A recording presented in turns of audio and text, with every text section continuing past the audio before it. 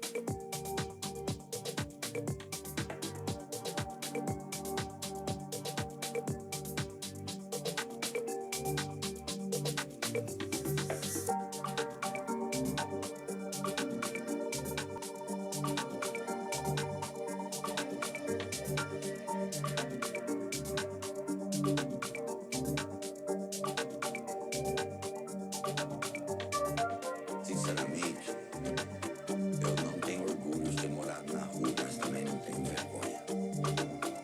Porque grandes homens da humanidade também viveram essa situação. Como até o próprio Jesus de Nazaré, o mundo ocidental ou do oriental, Siddhartha Gautama, tudo, são pessoas que começam no mundo metafísico para depois exteriorizar, materializar. Então, se isso é realmente real, eu acabei caindo nessa situação, tudo porque talvez eu mesmo tenha atraído essa situação na época que eu tava bem de bolso, digamos assim, né? Minha casa, meu carro, minha família, meu pequeno negócio. Na época eu talvez tenha sido um pouco pessimista demais, ou reclamado demais pra Deus, pro universo, pra vida. Eu acabei caindo nesse sistema que eu digo que na verdade é o sistema da miséria, a indústria da miséria, né? Onde igrejas ganham, ONGs ganham, o governo ganha, todo mundo ganha de ter, entre aspas, os miseráveis, né? Os moradores de rua, desempregados, nóia, entre aspas. É um lucro.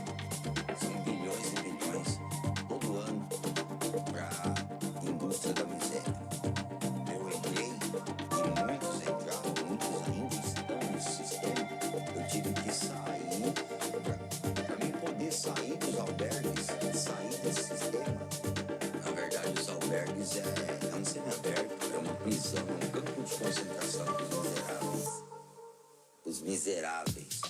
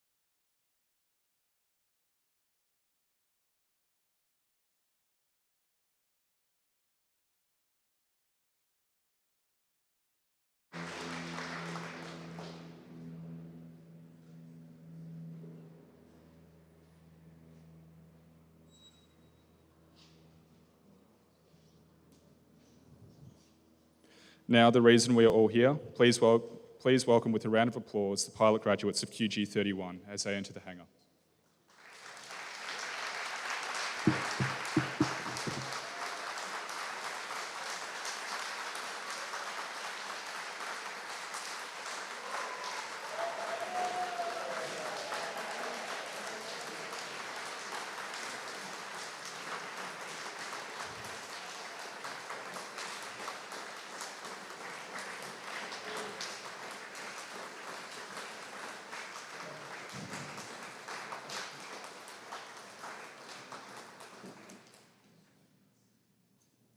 Before I begin with the formal welcome, I need to give a short safety brief and run through some housekeeping.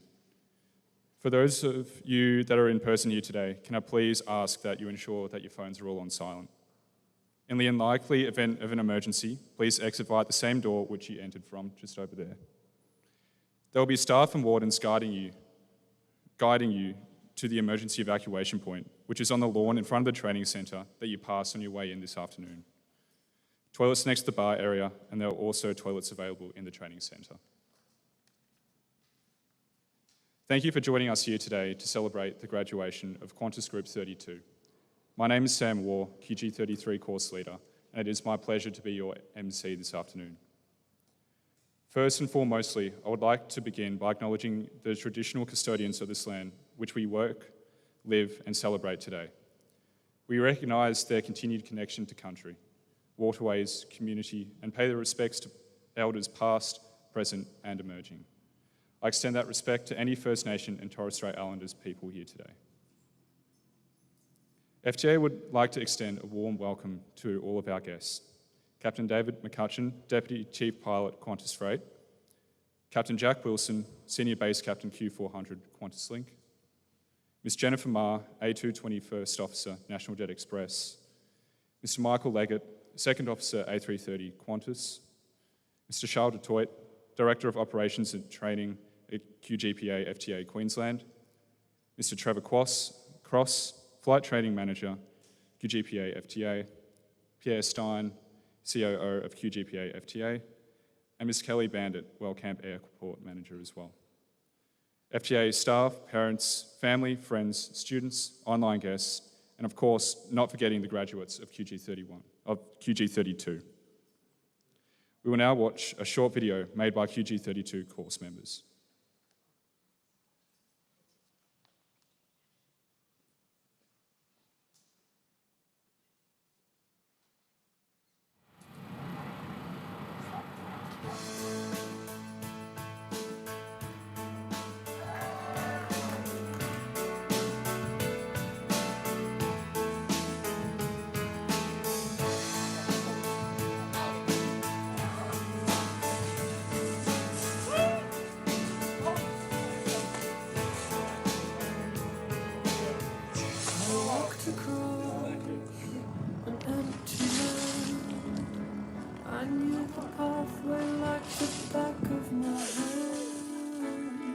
I felt the earth beneath my feet, sat by the river and it made me complete. A simple thing, where have you gone? I'm getting old and I need something to rely on. So tell me when you're gonna let me in.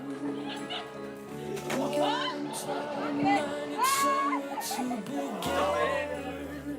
I came across a fallen tree. I felt the branches of it looking at me.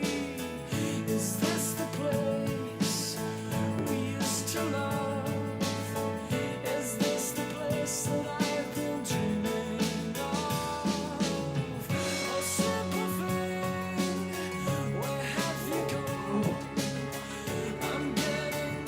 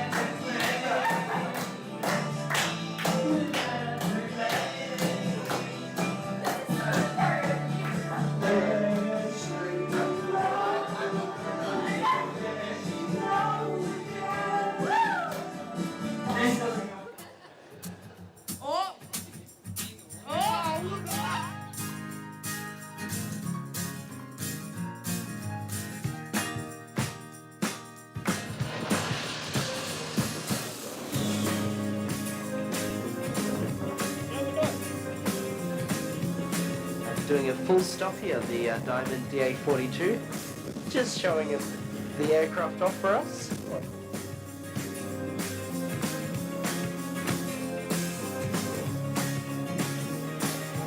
Boring as batshit, you people make me feel so curious, and I don't know why. You think you'll end up in the sky, happy as Larry and riding sheep on clouds. Well, I'd prefer your enthusiasm while you're here with me. So stop, don't get carried away. Darling, don't you understand that every time you wave down in the blue, we're fucking amazing. We drop down from some other dimension just to be with you. Don't stress, that's done. I'm here and it's nice to be alive. Chill out, it's alright. Kiss me, it's nice to be alive.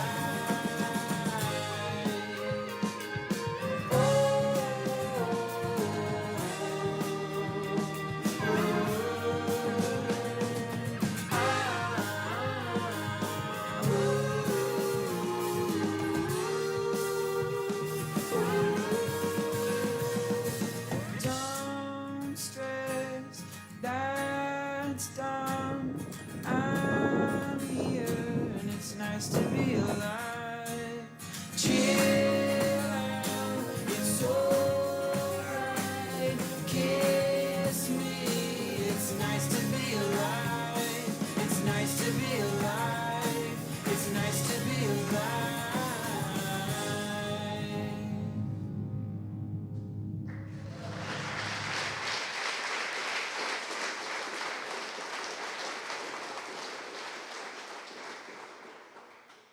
I would like to call Mr. Charles du Toit to address the audience.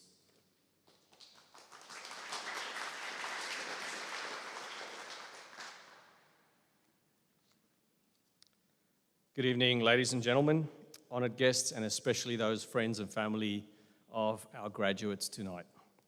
On behalf of our COO, Pierre Stein, and all the FTA staff, we wish you a very warm, maybe I should wish you a cold good evening, but welcome. This is a special occasion. It's our final graduation of 2024. And before I address QG32, I just want to highlight some of our FTA Queensland achievements. So this year to date, we've delivered more than 32,500 flying hours. That's student training hours. And it's also 4,000 hours more than we had done last year. In June, we achieved a record for monthly total of 3,300 hours of training. To date, we've delivered 6,200 hours of ground school theory to our cohorts. We saw 175 students start, and tonight, including QG32, we've got 137 graduates to date, and the others graduating early next year. So none of these achievements would have been possible if it hadn't been for the help and dedication of our FTA staff. So I want to say a big, big thank you to all our departments, too many to name, but to you and your special efforts for making these evenings special and possible. QG32, I was very fortunate that about 28 years ago, I was able to start my flying career in the South African Air Force. And takes me back to thinking about my selection, which was also long and rigorous, but we didn't know what Wikipedia or Google, smartphones, all that social media was about. So many hours spent behind books in the local library, watching news reports to clue ourselves up on the daily happenings, international, local news. And luckily I had prepared and also looked into the history of the company or the Air Force I was about to join, because the first question I got asked was, what is the motto of the South African Air Force? Now, coincidentally, the motto of the SAF is also very similar to the RAF. And tonight I want to share that motto with you because I think it relates very closely to what you've experienced in these last 55, 56 weeks. So the motto for the South African Air Force is per aspera ad astra. Per aspera meaning hardship or rough, harsh conditions, and ad astra meaning to the stars. In comparison, the RAF motto reads per ardua ad astra. Ardua meaning arduous, or taken into context, adversity. So what is hardship?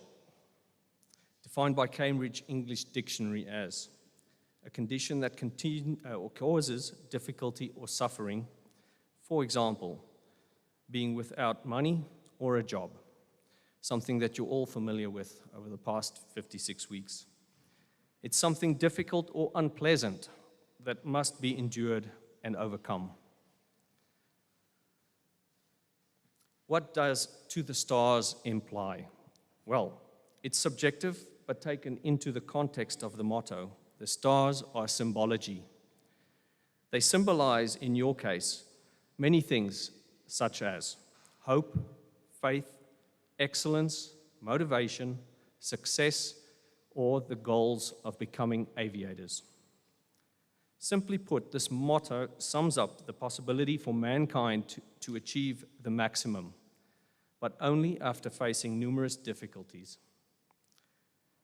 So for you, months without seeing family, loved ones, friends, the stresses of crazy workloads, exams, flight tests. Some of you had to work extra hard on those ATPL subjects, or to recover lost time during training, or to try and juggle your flying and your ground school at the same time. You had to deal with the disappointments of failure, or when results didn't go your way. You had to dig deep to find that energy and that courage to get up day after day and repeat your cycle, your work cycles, and do it to the best of your ability. All of you have endured hardship over the last 55 weeks. So when you ask for or seek advice on ways to deal with hardship, you get prescribed the following. Focus on the things within your control. Accept change by looking to your past. Prioritize your relationships. Choose those who will help you succeed. Don't withdraw in rough times. Try to avoid negative people. Get enough exercise. Find your sense of humor. Be mentally prepared. Refuse to give up. And very importantly, have a purpose. The irony is that all of these things I just mentioned, most of you have already been doing. You adopted this as your coping mechanisms and your way of dealing with the course pressures and the rigorous demands. By now, you all realize that the flying was easy, the easy part, because it was fun. But the true makeup and the main reason for success was because of your ability to endure the hardships and deal with the pressures and overcome your challenges. QG32, you leave FTA having proved that you've done all these things, that you have the right attitude to reach your stars. You leave here with the knowledge and skills to apply your trade anywhere in the world. So in closing, I'd like to share with you some of my aviation caveats. Fly every flight as if it's your last, for you don't know what tomorrow will bring, but more importantly, take away. Fly every test and check like every other event, and fly every other event as if it's a test or a check. In doing so, you become used to the pressure, and it becomes your habit to deal with those stresses. Embrace the challenging flights as opposed to the easy ones, because the challenging ones are where you learn the most and you develop and grow the most. Challenge yourself to always give 100%. It's very easy to give anything less, but it's very difficult to give 100%. So always challenge yourself. And then lastly, but not least, although we have family, friends, colleagues who will support us throughout our careers, there's ultimately only one person that's able to look after yourself, and that's you. So use those opportunities, take them when they arrive, and don't look to find blame or fault when you don't get those chances. QG32, I congratulate you on all the outstanding achievements of this year. You've been a fantastic cohort and a pleasure to work with. I wish all of you the best of luck for your future endeavors. Per aspera ad astra. Thank you very much.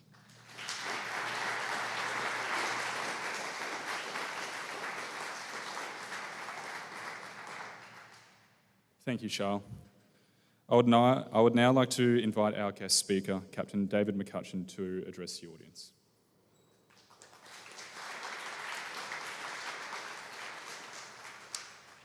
Afternoon, ladies and gentlemen, distinguished guests, staff of the college and the management of the college, and most importantly, the members of QG32. The celebration is this afternoon about you.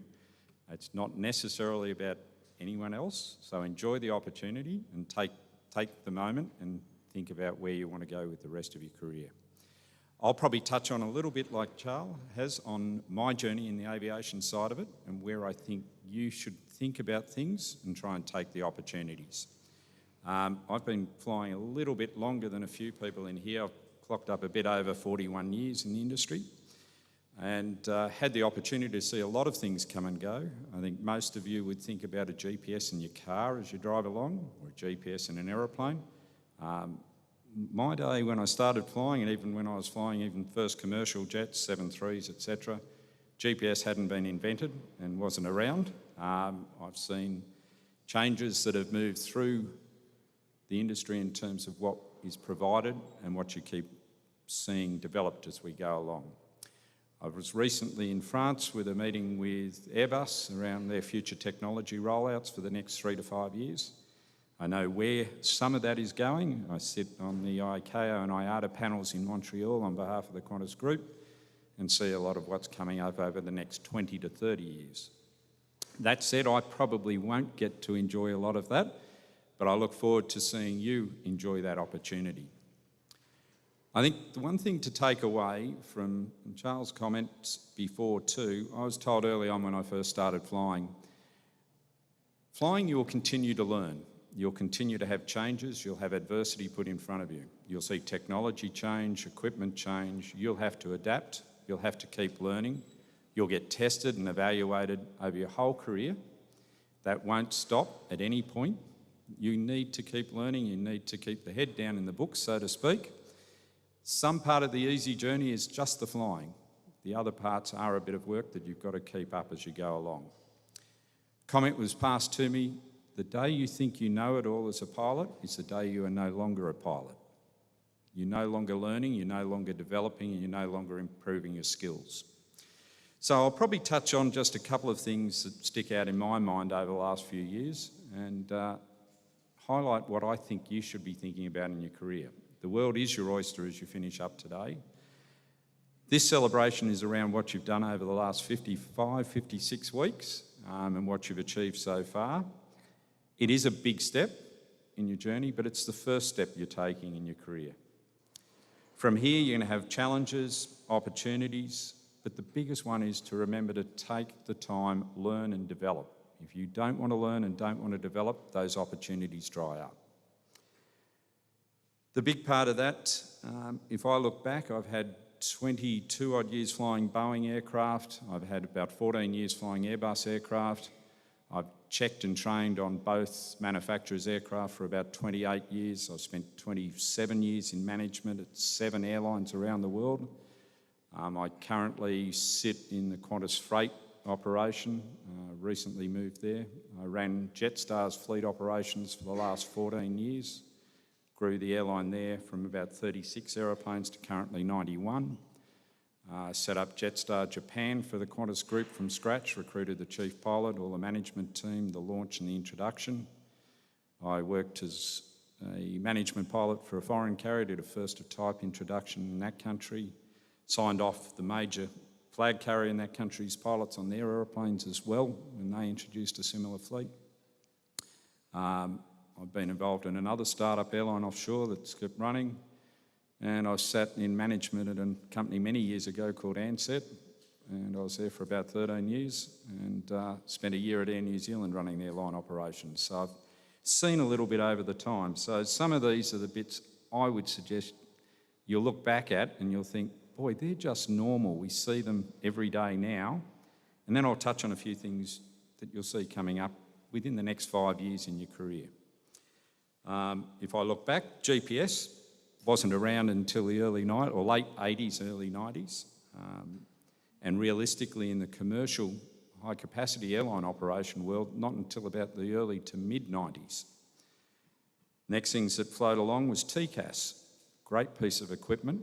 Next step down the track, that rolled out in the 90s. We saw in the last 2010s, automatic TCAS, sit back, TCAS Blue, the aircraft flies the whole manoeuvre to avoid a conflict. Hopefully we don't get there in the first place and the air traffic controllers don't play join the dots. But that's a major step, has improved safety around this industry hugely. Enhanced GPWS rolled out in the late 90s, early 2000s. We take that for granted nowadays. RMPAR approaches and departures, to be honest, rolled out in the early 2000s. We routinely do them across the Qantas group down to 0.1 minimas or 0.1 nautical mile RMP minimas. And that gets us down to a Cat 1 minima, which is for those of you who aren't aviation experts and the families and friends in the audience today, that brings us down to about 200 feet above the ground in cloud at an airport without any navigation aids at it. We can wind down valleys, below hills, mountains, all in cloud in IMC. Instrument meteorological conditions for those of you that aren't pilots. That will step up another stage in the next couple of years. We'll see auto-land capability off that. What I've seen in meetings recently and some of the test flying programs with Airbus has been, and Boeing, to be honest as well, has been the testing of equipment that will roll out in aircraft we have within the Qantas group within about 5 years that allow aircraft to fly right down and do an auto land at a regional airport without a navigation aid, do it in low vis down to Cat 2, Cat 3 minimas, which is basically landing in fog for those of you who aren't pilots, and do it at a remote airport in a Dash 8, in an Airbus, in a Boeing, and do it consistently, even right up to maximum crosswind capabilities of the aircraft. Say for a 330, it will do it in an A350 right up to 45 knots of crosswind. That will roll out certified in about 3 to 5 years, already being done and tested. Those things will come up. There are other parts that are going to come up in the industry as we go along. But what I'm trying to highlight is over my career, what I've seen is constant change, constant evolution, constant technology changes, and constant moving between aeroplanes. What I would stress and recommend to the members of QG32 is this is your first step into the industry. From here, you've got the opportunity to build up skill sets, develop your airline or your flying capabilities as well. But the big thing is your whole career is going to be facing opportunities, adversities as well, but opportunities and the introduction of new technologies. That will drive you to consistently keep learning. And if I could suggest anything else, if you keep your mind open, keep focused and keep trying to learn, you'll take a lot out of this industry as you go along, and it's extraordinarily rewarding. The second part I'd touch on, and I'll try and keep it brief because it's a lot warmer in here, and I've got to take my hat off to the three gentlemen in the front row wearing jackets. I've left mine off, and same with the Qantas team here on the left or the right-hand side of the room. It is a touch warm. It is a lovely afternoon in Queensland. It's Friday the 13th. We've got 13 graduates on QG32, so I think they've lined that up pretty well. But the big thing I'd like to stress is the world is your oyster. I would also suggest, apart from the learning opportunities, when you have opportunities arise, a chance to train or a chance to check, a chance to go into management, do project roles, take up those as well. They are extraordinarily rewarding. You'll get more out of it than you think. Don't do it unless you want to get something out of it. But I look back and think, I've been lucky enough to accept at the factory and test fly over 140 odd aeroplanes at both Boeing and Airbus's factories over the years. I'm still actively involved with the Airbus Test Pilot Association or community and some of the work they're developing in there at the moment. I've been lucky enough to set the current distance record in a narrow-body Airbus worldwide and beat Airbus's record by about 220 miles last year and flew 5,000 miles in a narrow-body jet, and that's nautical miles, so about 10,000 Ks. Those opportunities come up, take them, grab them, and don't look back. Bank the time you get out of them and learn from them. You will see things go wrong. Things do happen. There is a lot of safety in the aeroplanes for the family members out there, but it's the degree of redundancy built into these aircraft today is spectacular. If you ever get the chance to do test flying, take the opportunity as well, because you'll see a lot more things in that world than you'll ever see even in your airline career, because it sits a lot more closeted and boxed up, because we look after the safety of our crew and our passengers first and foremost. So, sorry to wax on a little bit, but I think there is a huge opportunity for you guys. Take the enjoyment today, celebrate, but look forward to the future most and grab every opportunity that comes up in your direction. So all the best, QG32. Well done, congrats, and looking forward to seeing where you all end up in the long term with your career. It is the first step in your big journey. Welcome to the aviation industry.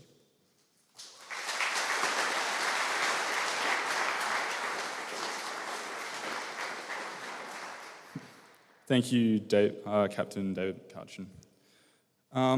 Just before I invite Clayton up, I just wanted to say a few words about QG32. So in QG33, we started this year 2nd of January, which meant a lot of us were moving in over the new year.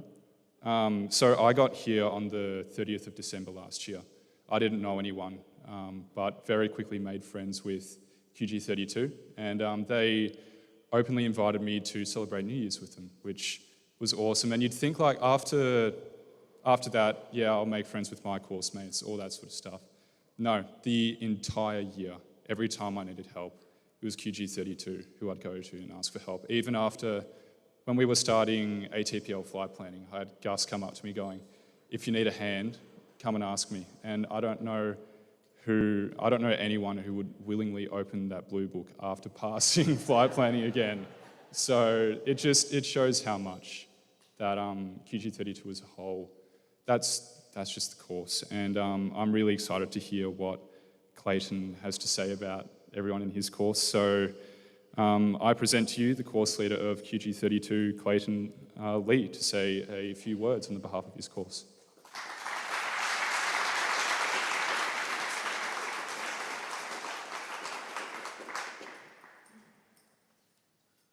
Thank you, Sam. To my second family that I call QG32, it is scarcely believable that we are here sitting this evening at our own graduation. 55 weeks ago, I still remember to this day the nervousness of my drive up from Sydney, wondering whether I was going to make friends, wondering what this next year would have in store for me. I remember the early days of our WhatsApp group chat, thank you, Chris, and how I was scared to meet these people that would be my fellow course mates for this next year. I remember that night in 18A, feasting on cookies generously provided by Angus's mother. A few of us gathered around the table, and it suddenly occurred to me that everyone there was feeling the exact same way I was. Bless you. Sorry. A sense of intrigue for our first morning. A question of whether we could actually accomplish what lay ahead of us. A fear of whether or not we actually did belong here. Little did I know, I would go on to be blessed with some of the best memories in my life with the most amazing people I've had the pleasure to call my friends. To those that have been part of the greatest course to have ever graced this campus, know that I would treasure, thank you, Liz, know that I would treasure this last year. I wasn't banking on someone else having a Cambridge definition, but the Cambridge Dictionary defines a pilot simply as a person who flies an aircraft. What is often not seen or considered is the stress and frustration that comes with such an intense responsibility. Throughout this last year, every person graduating here tonight has had to overcome their share of setbacks, failures, and disappointment, along with air sickness, although that last one might just be for me and Alessio, and my dad. Clearly, I'm not very good with my rudder control. Tireless hours of study, whether it be in the training building or in our own rooms. A comparison of our first days of CPL systems with Greg, which we immediately started second-guessing our ability to retain information. Fast forward to the late nights of ATPL flight planning, which, dare I say, brought out the worst behaviour I've ever seen in a few of us. From learning new vocabulary and Gen Z talk, skibbity, to embracing our inner gymnasts. Max, you're shaking your head, but I had no idea you could handstand like that. But we got through. We persevered. We will never forget those moments of hardship, but just as well, we will also remember how much greater it made the triumphs and the success. The feeling of holding a commercial pilot license, passing that cursed ATPL exam, and being granted a multi-engine instrument rating. I am now, sadly, contractually obligated to say a few nice things of the people that make up my course. To begin, Elijah Richards. There's a reason there isn't a TV game show called Guess That Aircraft, because it wouldn't even be a contest. Your passion for aviation truly shines through in class, and it is a wonder to behold. Additionally, you are the only other person who can appreciate the amount of traffic Toowoomba has in those mornings. Brett Howard Butler, the man who kindly invited me to spar with him and Calvin in our gym. I suspect purely for both of your entertainment. As the person who generously offered to teach myself and a few others the 40 flows in those early days, both your charisma and good-natured personality are exemplified and shine through. You also have a very unhealthy obsession with pirate sea shanties and board games. Calvin Trey, the number one cause of mistaken identity amongst FTA is people calling me Calvin. I'll go ahead and say that people mistake me for him as they see his sense of humour, his composure, and his attitude. As someone who had their CPL flight test immediately following yours, I will never forget how you helped calm me down in one of my most nervous moments. Justin Bier, my MCC partner, a thoroughly enjoyable experience as we figured out how to fly a 737 together on the Group 1 departure Qdom transition.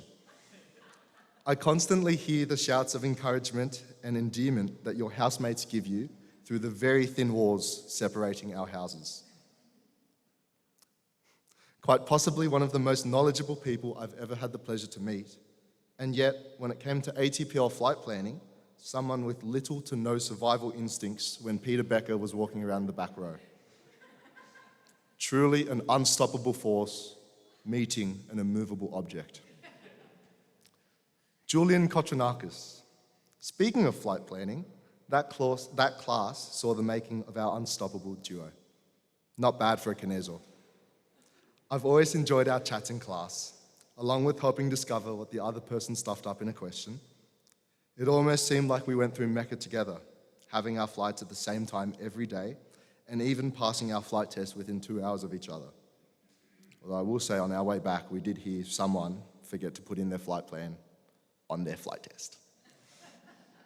We are quite possibly the two most paranoid guys on campus whenever the mere possibility of hail was mentioned on the weather forecast. Max Rosen, the Kobe to my Shaq. Every time I've been injured or damaged in one way or another in my time on campus, it has always been from when we play basketball together. And unfortunately, you are always left to get me a bag of ice to help heal my wounds. I'll always long to go back to those late night shoot-arounds after dinner with not a care in the world, having discussions about anything and everything. You truly possess the kindest of hearts and humility to match. Charlotte Lang. After a first solo, it's typically tradition to throw a bucket of water on the person that went solo. Charlie has a unique ability to throw it on anything except the soloist. I think Gus's shoes and belts are still drying up today. An empathetic and very caring person that brightens up those around her. She has helped us more times than we'd like to admit in class by employing simple Charlie logic. Just choose the answer with the most words. It's that easy. It's scary how much it works as well. Alexandra Seris. Whether it's the jokes, puns, or anything else equally non-laugh worthy my mind can think of, Alex is always kind enough to pretend to find it funny. I've always enjoyed our discussions about football and seeing how much better she is than myself whenever we organise a match. Compassionate, uplifting, and selfless do not begin to cover the person that you are. Benjamin Tredgett. Speaking of sports, in the hundreds of sets of tennis I've played against Ben, I have not won a single one. Not once. Not once. And yet, like a moth drawn to a bright lamp, I still find myself asking whether he'd be up for tennis in the afternoon the very next day, to lose again. Whether it be talking about a bad flight one of us had, a nasty practice question we encountered in studies, or discussing the dynamic tragedy that is the Australian men's cricket team, I have always found it pleasing to have a conversation with Ben. My talks with a good mate will be very much missed. The losing in tennis, not so much. Angus Crowe. I don't think I left a good first impression on Angus. He and Ben witnessed me overtake a grandma on the other side of the road on the way to our first ever external exam. To this day, I maintain it was perfectly legal and she should not have been driving 30 kilometres an hour under the limit. But I digress. I found it hard to write something for Angus today because how do you concisely summarise a man who has been your biggest role model during your time here? His work ethic, drive, motivation, and his strong sense of self have inspired me immensely. He's always been there for me with much needed advice, and if the offer still stands, I'd be very happy to be your MC. Alyssa Carson, my right-hand woman, the most amazing event planner in existence.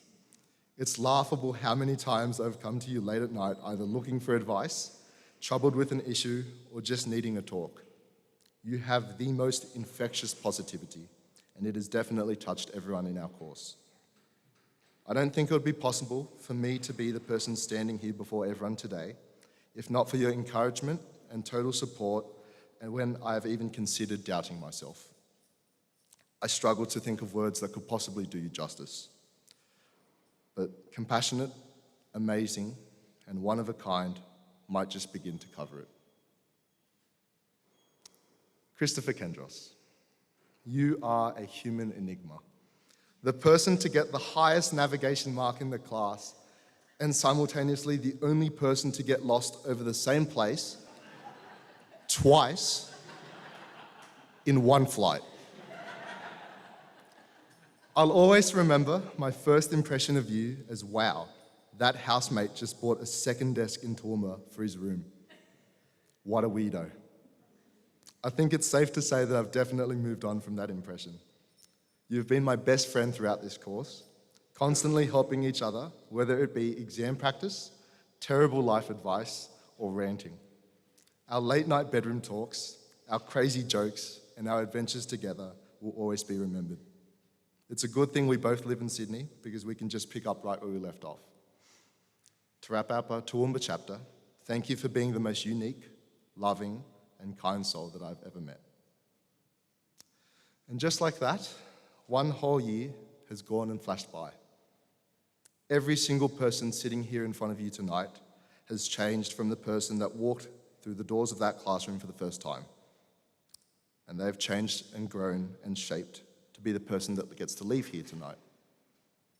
It is my greatest honour to be able to call myself the course leader of QG32, and I cannot wait to see how our paths will meet up again in the future. Thank you.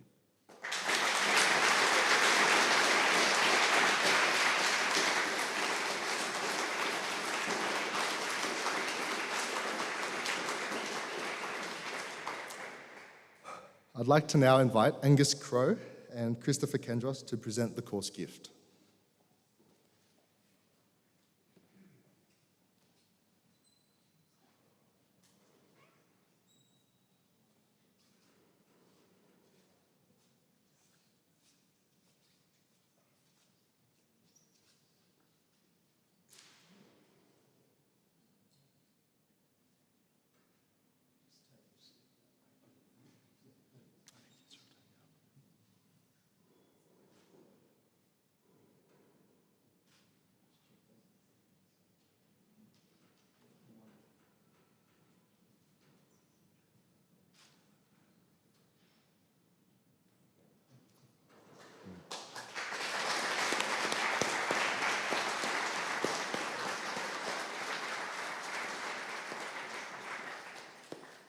Trevor Cross, would you please come forward to present the students with their course mementos?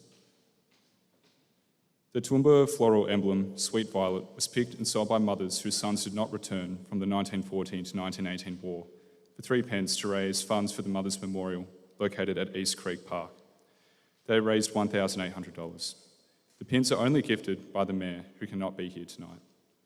Mayor Jeff McDonald has asked for a pin to be presented to each graduate on his behalf.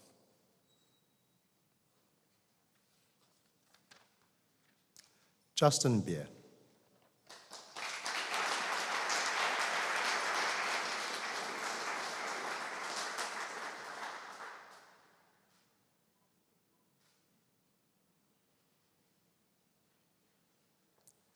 Alyssa Carson.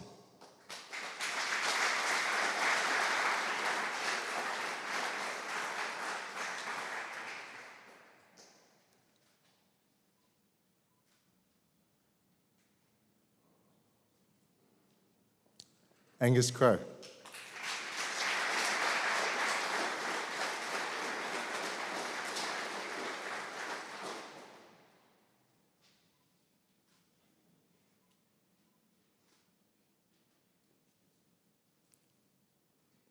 Calvin Trey.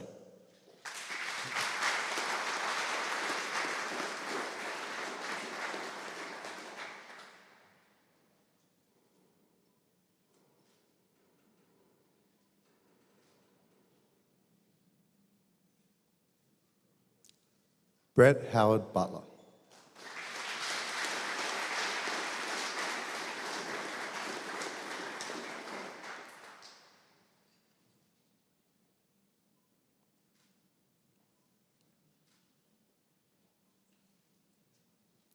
Christopher Kendros.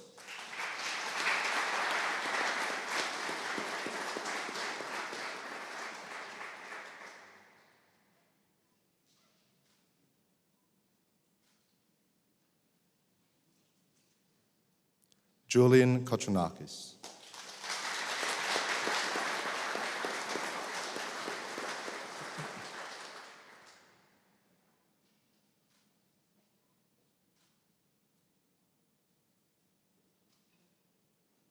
Charlotte Lang.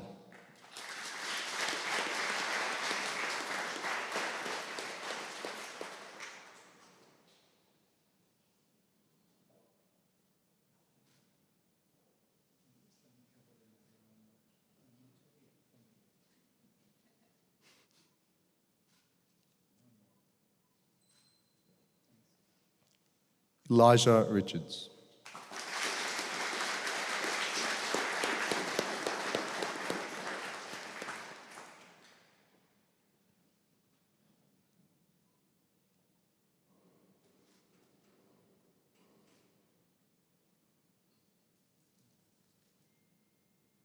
Max Rosen.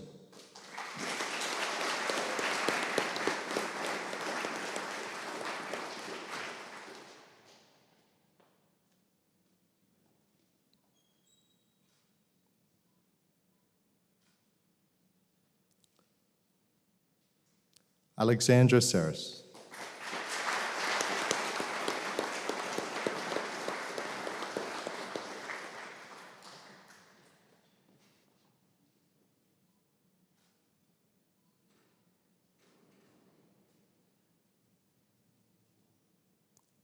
Benjamin Tredgett.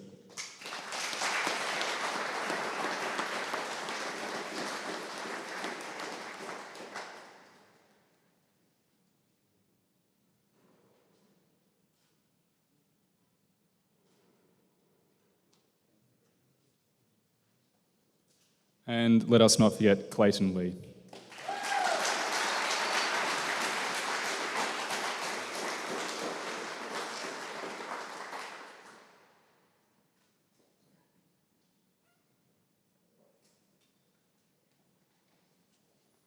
All right, so now we're up to the exciting part of the evening, the awards presentation. First, I'll start with the academic award presented by Miss Kelly Bandit. This award is presented to the student who has demonstrated the highest overall score during the ground school theoretical component of training.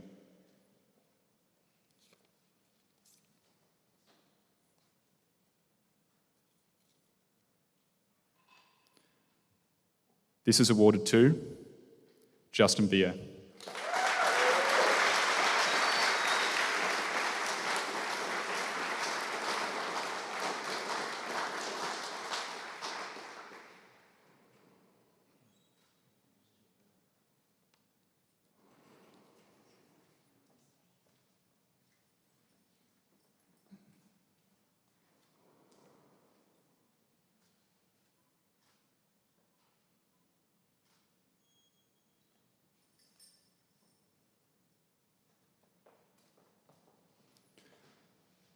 I now ask that Captain David McCutcheon to come forward to present the Wings Award.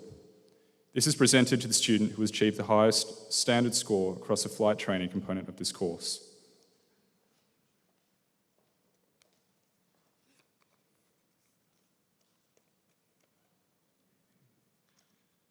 This is awarded to Angus Crow.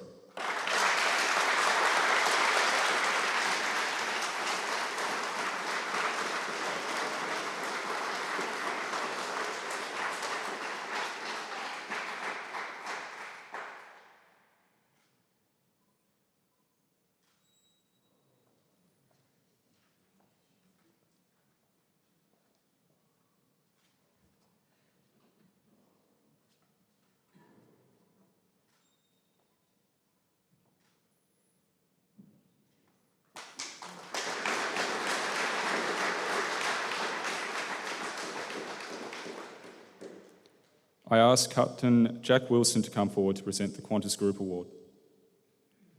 This is a unique accolade awarded by Qantas to the person who has represented the Qantas brand, values and mindset throughout their time at the Academy.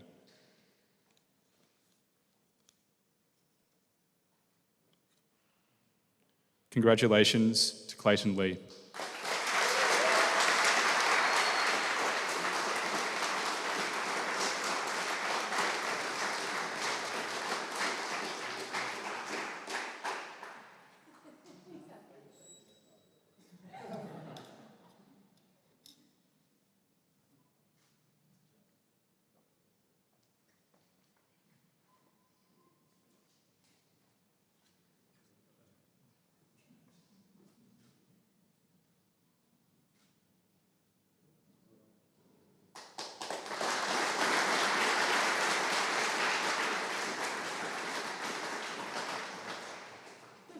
I also ask for Captain Jack Wilson to present the HCAP Award. This is sponsored by the Honorary Company of Air Pilots and presented to the student who has displayed continued excellence, professionalism and airmanship throughout the flying phase of the course.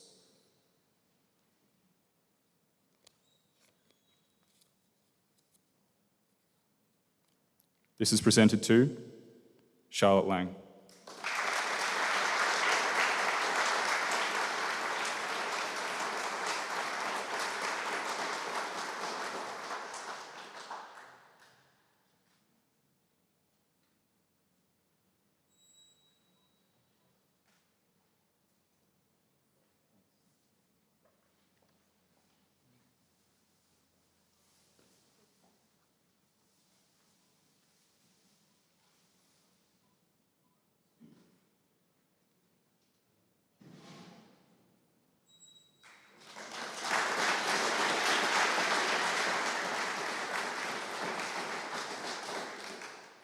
I invite Mr. Charles Toit to present the next award. Now, ladies and gentlemen, we get to the highest award a school can offer, the overall award for excellence, the Dux of the course.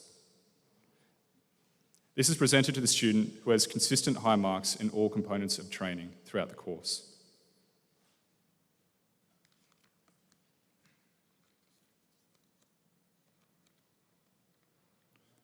I would like to congratulate the Duck student for QG32, Angus Crow.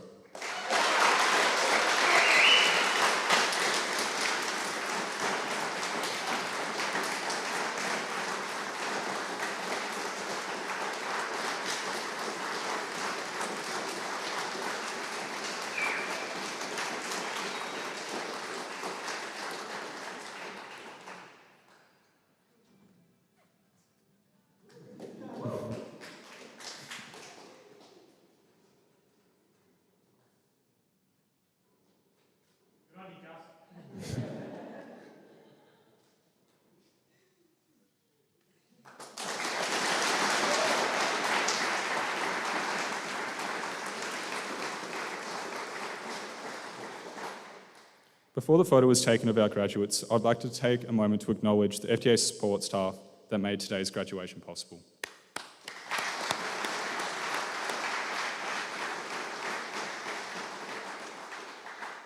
This now brings us to the close of our ceremony, and our link will be closed shortly.